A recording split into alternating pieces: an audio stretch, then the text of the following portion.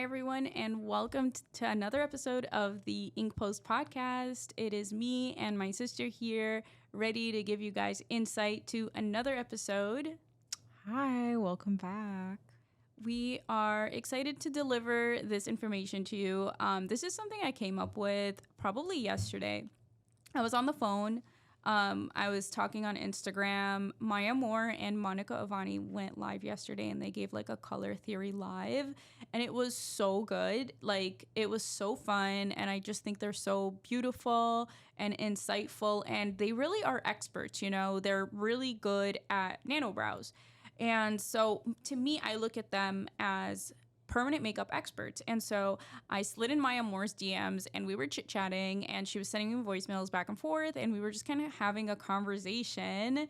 And you know, it's funny because I said something and she's like, Shay, if you don't say that, I'm gonna steal that. I'm gonna say that. And you really need to say that out there. And I'm like, okay, well, I didn't think anything of it. But then she kind of motivated me to maybe make this podcast episode about that. So shout out Maya Moore. If you guys are looking for a really good another nano brow artist who's awesome, definitely check out her work. She's really good. She's out in Cali area. But yeah, I just want to kind of like shout her out. She kind of inspired me to do an episode on this. And basically the episode is about the difference between permanent makeup experts and permanent makeup influencers. So what's the difference and how do we navigate that? And then also in the latter part of the episode, and this is kind of a shorter episode, we're going to be talking about how to be inspired on your Instagram by everything that we do see day to day and how to curate that for your clients and for your followers. And, you know, what do we really mean by the difference between an influencer and an expert? Are they the same? Because they're all blanketed by this blanket of social proof. And I think sometimes it gets really cloudy for a beginner.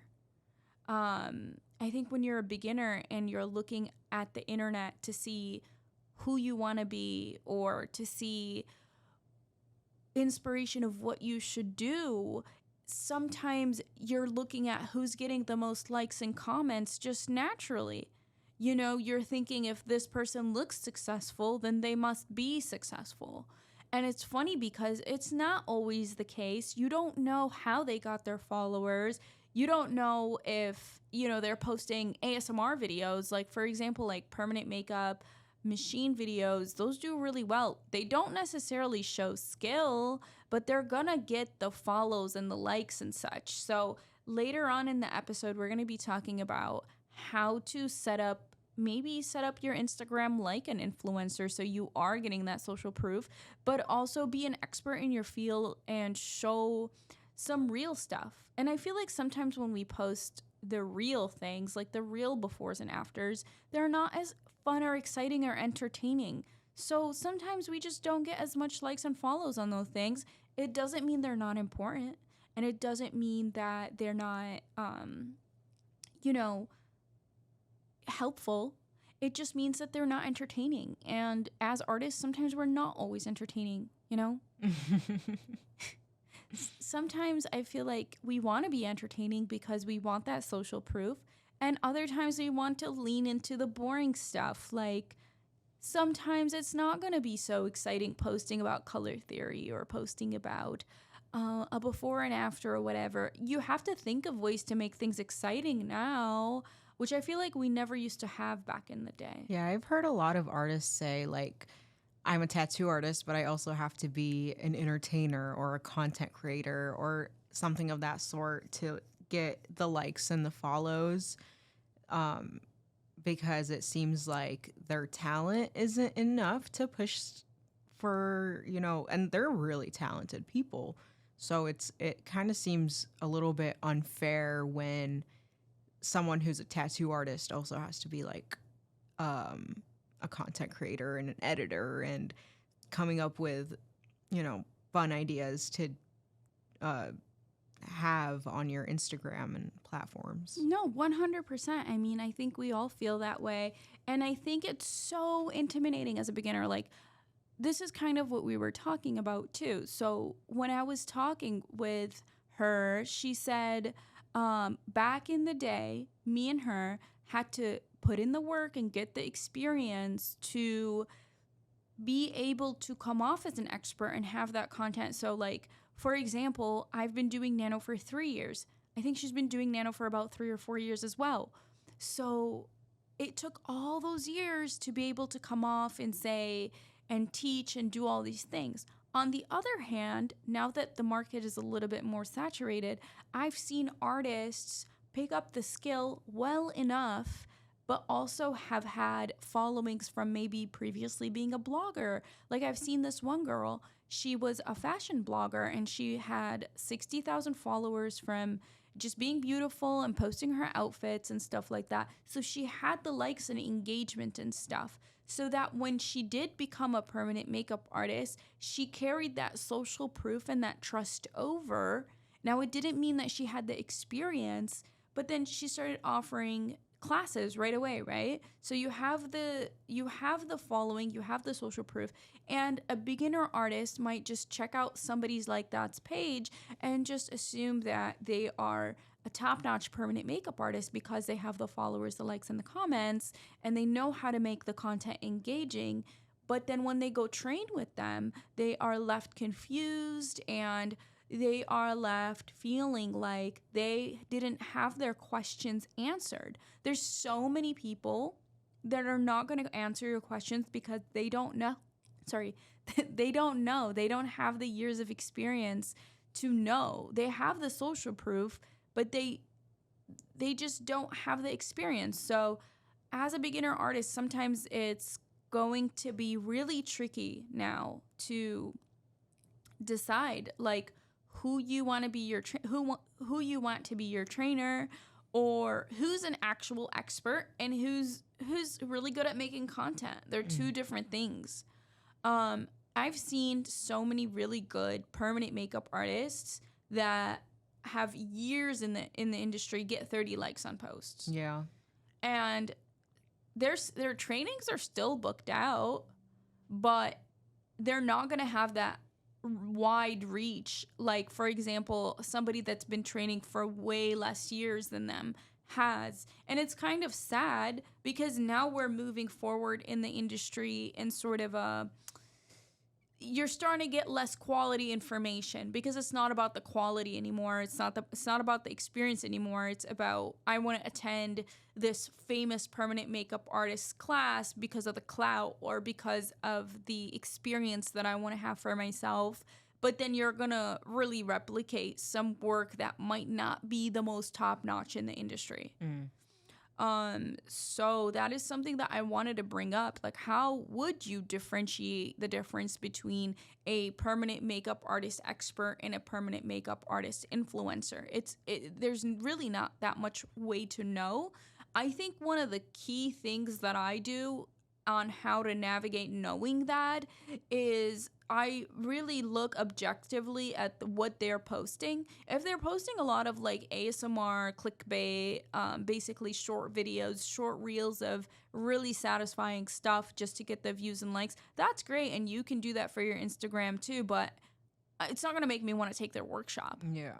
You know, I think you want to see unedited videos of healed work or unedited videos of the brows, and sometimes you want to see them like with the client sitting up. I think a lot of things look good when the client is laying down.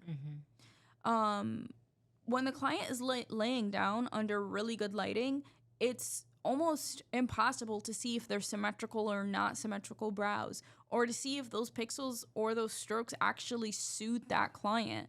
Like, a lot of times it's made to look good on Instagram, but who cares about the client in real life? Because that post is going to generate more clients, so you're not going to lose money, right? And you won't see that client if you're doing nano brows on them anyway. It's not like you're seeing them for another year. So some permanent makeup artists literally tailor the whole experience to be postable on Instagram, but right when that client sits up, those brows might be too big on them. Yeah. And I feel like only a trained eye would be able to tell that. I feel like there's a lot of that going on Instagram. I feel like that's kind of what happened with that video you posted yesterday, I think, with the girl that, needed laser, how her eyebrow kind of like they were trying to go for a shape, but it was just not the right shape. I'm so glad you brought that up. Yeah. That post, and I posted that, what's the date? October 4th yesterday? Yeah.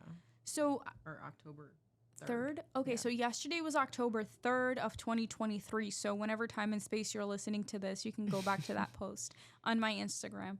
But basically that post showed a woman that had brows done previously by a famous artist in my area that has a really amazing Instagram. I mean, she has more followers than I do. I can 100% tell you that those eyebrows looked amazing when she posted them on Instagram, because you wouldn't be able to see that asymmetrical difference if she's laying down. Yeah. If I took and I should, when she comes back in December, I should do that. I should have her lay down, do a really satisfying, cool video as she's laying down. You won't be able to tell that asymmetry difference. And then I should just take a still, straightforward picture, and everybody's going to see, like, hey, those aren't really right. So I think weighing out how are they honest with their angles. There's so much creativity that you can do to disguise the quality of your work. Yeah. I mean, we have so many apps to make our work look so good. Exactly. And transitions and color editing and perfect props and perfect everything. You don't even have to do a good job anymore. No. I'm serious. If you get the lighting right and all of that right, but then think about the client. I mean, they're going to be walking out with whatever you put on them without the filters, without the editing, without any of that accessory stuff on Instagram. They're going to be wearing those brows for what they are. And in order to keep your business rolling and to just be an honest, good person, you want to make sure that you're providing that quality. So on Instagram, I don't think people should take things for face value because they are accessorized. So that's one thing when you're looking to get inspired by somebody or take somebody's workshop. Just make sure that they are an expert in the field and they're not just influencers. And two, I feel like nowadays we're also sort of in the middle between deciding if we're an influencer or if we're an artist. Like, we're having an identity crisis, right? Because we want the likes and the social proof. Like, we want to be valid as we've always been on social media. But now the algorithm, for every 3 posts you see by people you follow, you're seeing one viral post. So now when you're scrolling, it's not just people who you follow, it's people that are going viral. And so it's becoming really weird to get noticed by the people that are choosing to follow you on your page. So it's not that we're becoming desperate, but we're trying to come up with creative ways to stay relevant, but to stay on the important topic of what we do. Yeah, and I think staying relevant in general is just much harder these days because I feel like every 3 seconds they're changing the trend or they're changing the popular sound or they're changing what transitions we're into, what video effects we love, and like all of that. And I feel like if you're too busy working on your work, you might not notice what's actually gonna get you likes and stuff. Yeah, and they're two different things. Yeah, I think in every industry you have the influencers and then you have the experts and then you have both. Yeah. Obviously there are people who are really, really good at what they do and they get noticed on social media for being really, really good at what they do. Yeah. I think it's definitely possible, but I do think that in our industry it could be, I mean, I've seen both extremes. I've seen people that have no followers that are amazing, and then I've seen people that have way too many followers that are not amazing, and I've seen people who are amazing with a good amount of followers. So it's you can do all of it. Yeah. It's just extremely difficult. Yeah, I think it's my point is it's becoming more difficult, especially these days. Yeah. Like. And so now it brings me to the topic of what can we do as artists that are inspired every time. I mean, like I was just saying, how many times do you pick up your phone a day? Like, I can't even tell you. I don't know. I I have like 9 hours of screen time, but also I work on the screen, so Right. I don't know. Right. I mean, honestly, I pick up to scroll probably, I would say, an average times of 30 a day. I do it a lot. Maybe Sometimes even it'd be more. like like I won't even process what I'm scrolling through. It'd just be like You're random just- stuff, and just the habit of the finger. That's it. No, absolutely same. And so every time I pick up my phone and I scroll, I am taking in all this information that people are posting. Yeah. And so I'm subconsciously in that act being inspired by everything I'm seeing. And sometimes I want to ask myself, like, is this worth being inspired by? Like, I should be more aware or more conscious of that moment and just ask myself, like, hey, is this something I want to be, or is this something I don't want to be? Because I think we end up adapting. Our human nature is to adapt. So I think what we end up doing is we end up adapting without even realize that's what we're doing, and then you find yourself dancing on the internet, and then 5 years later you ask yourself, like, hey, why the hell was I even doing that? Like, what influenced me to do that? I mean, they're called influencers because they do influence you. They do make you do things that you wouldn't normally do. So I think being conscious about what we're taking in and what's worth it and what's not is really something to think about. I have some tips that I wrote down here, and these are some things that I think worked for me. So I think in the influencers mentality, most influencers are sort of trying to establish themselves as an authority, which is great, but then also it's more so of an egocentric take on your page. I think for me as a permanent makeup artist in the past, I've seen more success with making it about the client or the student. So I try to do for every post about me, 5 posts about them. So if I'm going to do like a post talking about, my personal life, or, something great happened, or I opened a new business, or even my work, right? Something about me, you want to try to do 5 posts about them. So if that's your client, you want to give them the aftercare. Maybe you want to educate them about how to do removal, or maybe you want to educate them about your process. So 5 posts that the client is going to take interest in. If you're a instructor, for every post you do about yourself, you want to do, a few posts about balancing your clients and your students. So you're going to educate, give some to the clients, give some to the students. You don't want to come off as that influencer that's just like, oh, look at my car, look at my work, look at my house. And that stuff works, but I don't think people are going to like resonate with that as much because it's not that it's not that relatable. Yeah. I personally don't resonate with people who are always talking about themselves. Yeah. I much more resonate with people who are giving me value. Yeah. So, like the permanent makeup artists that I follow that I really like Slay Beauty. Like her name is Desi. I actually like managed to become acquainted with her, and like we chit chat here and there, and I think she's really cool. But I really like her posting style because I think she shares enough about her, and then she shares so much information to like other artists and her clients and her students, and she posts a lot. So like I think that's inspiring. So I like pick and choose who I'm going to be inspired by. I'm not just going to be like, "Oh, this is the permanent makeup trend. Let's all do it." Yeah. That usually doesn't end well either. I feel like stuff like that, like a eyebrow trend or like stuff like that usually gets like outdated really quickly. Yeah, 100%. I agree. So I feel like the influencers who do follow trends or try to, bandwagon or like get on a trend so that they stay relevant, usually their work gets outdated and within like a few years. Yeah, no, I absolutely agree with that. And then you end up with sort of an identity crisis. Like, who am I besides this trend?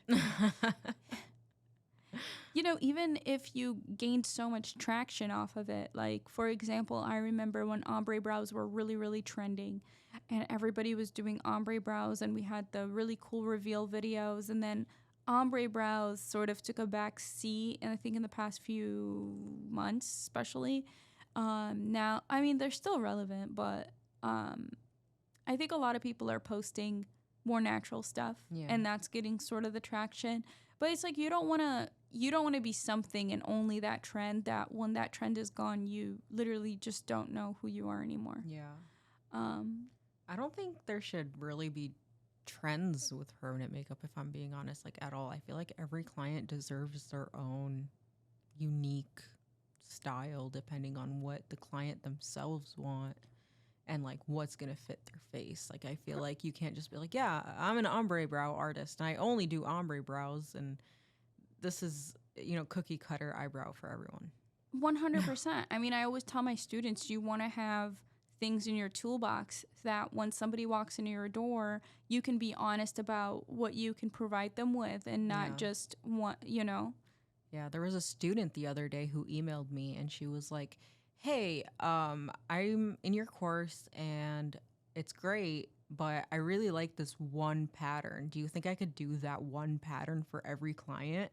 And I'm like, "No. I think people have different ethnicities, people have different face shapes, eye shapes, features. Like you can't just because you personally like one pattern or you think that pattern looks like it's the best pattern doesn't mean it's going to be the best pattern for everyone." 100%. Dude, I've seen one girl in this area that does permanent makeup, and she carried out her career 3 years in. I was following her. One pattern. Really? On everybody. Damn. And now they're all getting lasered. Yeah. And she moved on to doing something else in permanent makeup. Yeah, like I don't get that. Okay, here's the thing. If you're using an organic ink with a microblade, first of all, 2 years in, all your clients are blue. Okay, they're all blue. You did the same pattern. You just ended your career in 2 years because you wanted that instant gratification. Yeah. Like, where did you think, like, there's a stop sign to that? There's a red stop. It does not end well. Like, you just capped your career. Oh, 100%. She could have just gotten the education, did the proper color. When I said, I mean, not me, but like when the industry was like, hey, we figured out something better, switch. Yeah. Switch. At least you can keep the clients that you were able to do something better for. Yeah. Like at this point, you did them more of a disservice than helping them in the long run. You kind of just. And the sad thing is that all the clients are so happy the first 6 months because it's still brown, it's still strokes. And then, it slowly starts to dissipate into this migrated blue ink over time, and it catches everybody off guard, except the artists. They know they should know. Most of them do, but they still go for that posting on Instagram. So you don't want to do it for the gram. No. You really just don't want to do permanent makeup for Instagram. Like, it just doesn't end well. Like, does the word permanent mean nothing to you? No, seriously. I just think that there's so much room for instant gratification in our industry where it's like, I want to help this client. I want to look good on Instagram. I want to make this cool reel. And you lay them down. You do the cool filters, the cool everything. You have this amazing post. But then what happens to the client? 2 years in, are they going to come see you? If no, if that was what you were doing, that instant gratification for your entire career comes in 2 years, I'm sorry, it's over. So, like, why end up there? Yeah. And then word spreads fast, too. So, like, now the person that has blue eyebrows is going to tell all their friends, hey, she made my eyebrows blue. Well, here's the thing, too. That person that ends up with the blue eyebrows 2 years in, like, most likely that person is getting more beauty services. They're going to get Botox. They're going to get So if you have, like, a famous person injector in your town and you have been sharing like 10 clients and she's been seeing she's going to tell all her clients to avoid you at all costs. Word spreads, especially from providers. Yeah.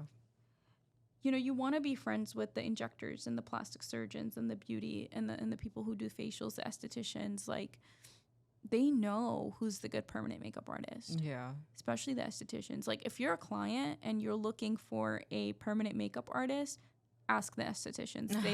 They've done facials on everybody. They know who's messing up the people's faces and who's not. Like, ask your esthetician, because they're not going to go off of Instagram. They're going to go off of seeing it in real life, and they've seen everybody. And I feel like everyone asks already, like, if you're getting a facial done, your esthetician's probably gonna ask you, like, hey, who did your eyebrows? Oh, I asked. And then they'll keep a note. Yeah. Oh, 100%. Yeah. Oh, they're going to ask. They want to know. They want to know, because like, who did this? Who did this? Exactly.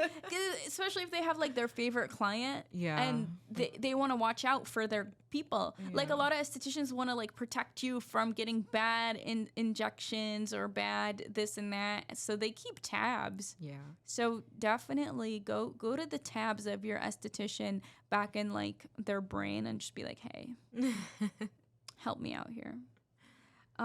So that's one thing I wrote down is learn to give on your Instagram to your audience. Stop making it all about you. Make it about them too. And then another thing I wrote down is easy, simple, stupid. So I know that sounds crazy just to say out loud, like, but make the posts easy to understand, make them simple. Don't write a textbook. Nobody's trying to read a textbook on your feed, on their feed. Like, don't overdo it. And then make it stupid and not like I guess stupid. I don't even know why it's called that, but stupid like it goes with simple, I guess. Just keep it simple. Like dumb proof. Yeah, keep it dumb proof, because for every solid piece of information you put out there, you're going to have people ask questions about it. And honestly, you want to leave room for questions too. Yeah. Don't spill your guts out. You want to get those DMs, because those are going to be leads. Like, hey, what did you mean by this? Or, hey, and then you can offer them something more tailored to what they're asking, and perhaps make that opportunity to make friends with them. And it gives them the opportunity to like leave a comment and boost your post too. Yeah. So, I mean, that would help you with the algorithm at least too. Oh, 100%. That's a really good point. Like, you don't want to overdo it. First of all, nobody's going to watch your super long video. No one's going to read a super long caption. I mean, maybe some people do. Yeah. But if you just target the masses with like easy, simple, stupid, just do it, and it might help it might help. All right, so let's see. I wrote some stuff that I can't personally understand my own handwriting. You know what I wrote down? I wrote, everyone's not going to like you. You need thick skin. It's true. Yeah, I feel like being on social media as a consumer or as a creator, you need thick skin. Whether it's something that you're viewing is offending you, you need to suck it up. Yeah. Or if you're posting something and someone gets offended, you need to not care. Yeah. Especially if you authentically mean that. Or if someone blocks you and you notice that someone blocks you. Okay, yeah. Can I spill the tea? Yeah. Okay, so there's these two other permanent makeup artists. Like, one I've been following for a while. Like, she's cool, whatever. I've never talked to her, but I've always thought her work was like kind of cool. And so they started a podcast, right? And I was like, oh my God, cool. Another permanent makeup podcast. And I was scrolling through, and like it had a lot of traction. So I was like, oh my God. I wasn't like jealous or anything, but I was like low key like, oh my God, like how are they so popular? But anyway, I was like I was admiring it. Okay. Yeah. I thought it was cool. And then I clicked on the girl that she was recording the podcast with, and it wouldn't click for me. So I was like, what's going on? Like, am I blocked? And I don't know the girl. Like, I don't know her at all. So yeah, it turns out I'm like blocked on the other girls because my sister was able to click it. So I'm like, holy crap! Like, what did I do? And you never know what you did. And sometimes I just assume that people don't like my ads because my ads keep popping up for them. Yeah. And like, I know my ads are excessive. Like, we spend so much money on ads. Like, people see us all the time, like everywhere.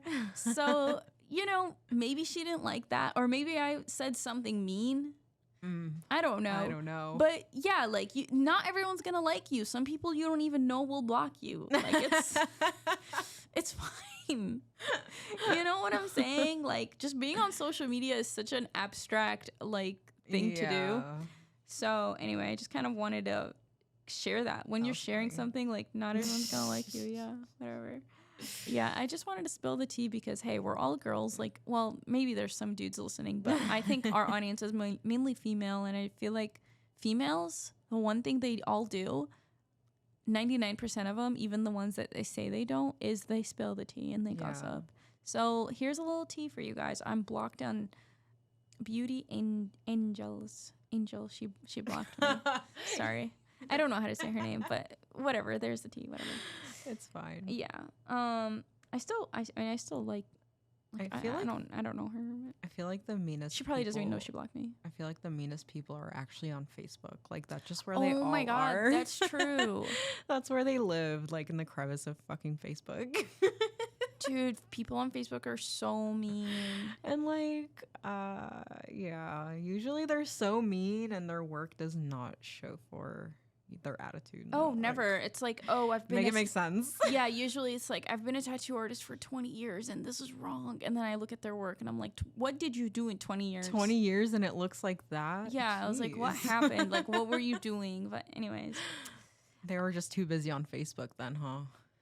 Maybe. I don't know how that like comes about. But I think everyone agrees, like, especially all my business owner friends, is like the meanest people will like show in the crevices of Facebook.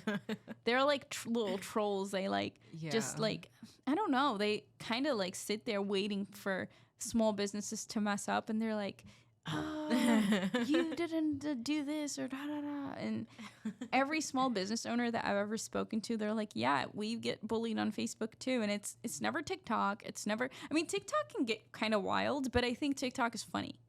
Yeah, it's less than Facebook will just like try, like they will try to hurt your feelings or something, or like they'll bring you down. Like, I don't know, especially don't listen to Facebook people. I feel like if you're on Facebook, that's the first red flag. Yeah, yeah, it's usually a really weird it's like the people of Walmart. Like I feel like the people of Walmart are the people of Facebook. That's so true. It's like the same crowd. Yeah, it's so true. Isn't that weird? Well, I feel like that's why they're so sad. I don't know. They're just kind of mean. But I think the people on TikTok, like if I ever get bullied on TikTok, I always laugh at the comments. Like for example, I made a new TikTok, like a personal one, and I only have 4 followers on there. But I made a personal TikTok and I posted my pumpkin pudding on there. I made pumpkin pudding yesterday, and it got like 800 views, and it was my first post, and I was like, oh my god, nice. Cool. But then somebody commented, and they said, that looks like crap. Oh my god. And I thought it was funny. Like, I thought, okay, that's like, you're bullying me, but it's like kind of a funny thing to say. And I just replied with, oh my god, does it? You know, whatever. But like on Facebook, it would just be like, you would never eat it. Like, I would never eat that. It's... Or like, are you afraid of real milk? Or it would be something like about the ingredients, or like it would be just like personally attacking my food preferences or something like that. Like, I don't know. It's funny. Yeah. And I guess so. Yeah. The few things that I wrote down is learn to give, keep it easy, simple, stupid, and everyone's not going to like you. The one last thing that I wrote that I thought was good is get out of your head and get in theirs. So you want to get out of your head sometimes and get in your audience's head. You want to be thinking, like, what do they want to see? How is their perspective? Like, if I was my own follower and I was scrolling through, what would I want to see from me? Yeah. So just kind of like get into their head, because I think sometimes we get stuck in our head and we get stuck in the same patterns that might be or might not be working. So these are some social tips that I have for you. Yeah, it is always going to be hard to navigate your way, especially if you're trying to become an expert at your field. Oh, and the one thing that I hate. Okay, here's the one. Okay, girl, we got to talk about this. Okay, how many minutes are we in? 35 almost. okay, we're almost done. I'm almost done rambling. I personally love really long episodes because I normally listen to a podcast while cleaning. Yeah. So I hope that you're doing that too. God, did I lose my thought? I was so excited. Well, what do you hate? Oh, I remember. Here's what I think is the worst thing to do for your Instagram. Not be an expert in something. Don't put in the time. You did not earn the credibility. You did not earn the experience. You know you're still learning. You just graduated somebody's class. You start teaching online.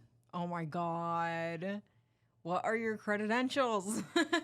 And everyone knows. Like, you have to earn being in that spot. Yeah. You cannot pretend to be in that spot. Yeah. The second you start, I mean, fake it till you make it, sure. But I've seen people literally pose as somebody that knows something about something when your content is so weak, but there's no substance. Yeah. And stop embarrassing yourself because you're not even being authentic. No. They're not being authentic. They're trying to be like their instructor. Like, dude, you just graduated from their workshop. You're not them. No. So I think one of my, and I've been seeing it, like, for example, on TikTok, we follow a few people that are still training. They have not even taken one client and they're teaching on TikTok. You know How? You know who I'm talking about. Oh.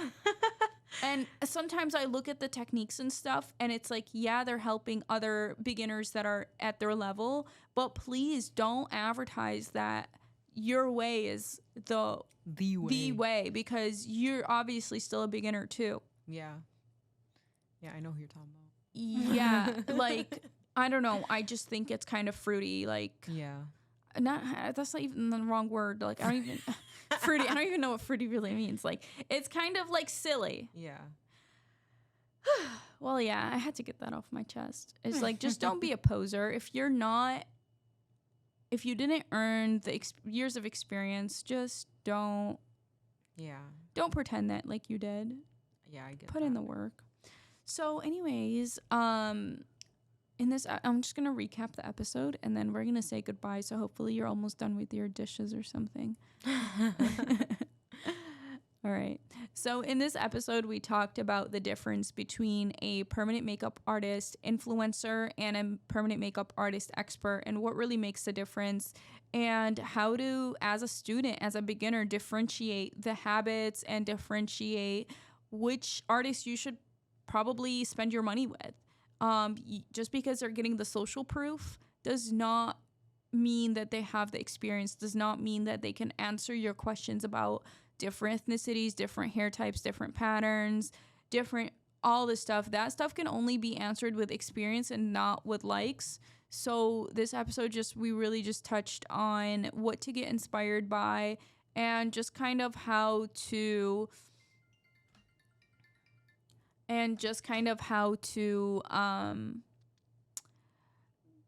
be somebody that's conscious while they're scrolling and not taking everything for face value and dig deeper and under the surface, especially if you're spending thousands of dollars. You want to spend them with the right person and how to weigh things out.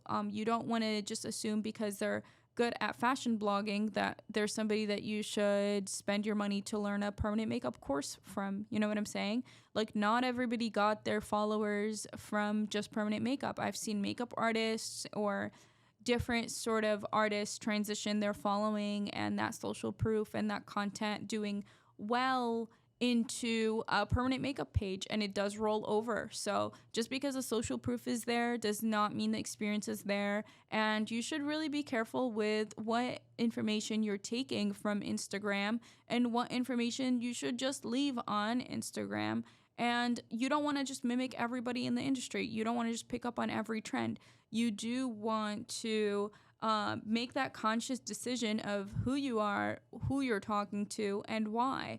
And just be authentic, be yourself, and enjoy the ride. Make friends along the way. And hopefully you guys enjoyed this episode. Sorry if there was some tea spilled. But I thought it was a fun episode, and it's all in good heart. I actually, Swear to God, I don't mean anything by anything I Oh said. yeah, no. You you're know? fine. And if you got a problem, take it outside then. I'm just joking. But yeah, it was really good to speak with you guys, and hopefully we'll see you again on another episode of the Ink Post. Do you have any additions that you want to say before we end? I simply do not. I simply do not. Keep it simple, easy, simple, stupid. Simple, easy, stupid. All right, guys. Well, hope you liked the episode, and if you did, please like, comment, subscribe, and send me a DM. I love talking with you guys, and I hope you have a great night. Bye. Bye.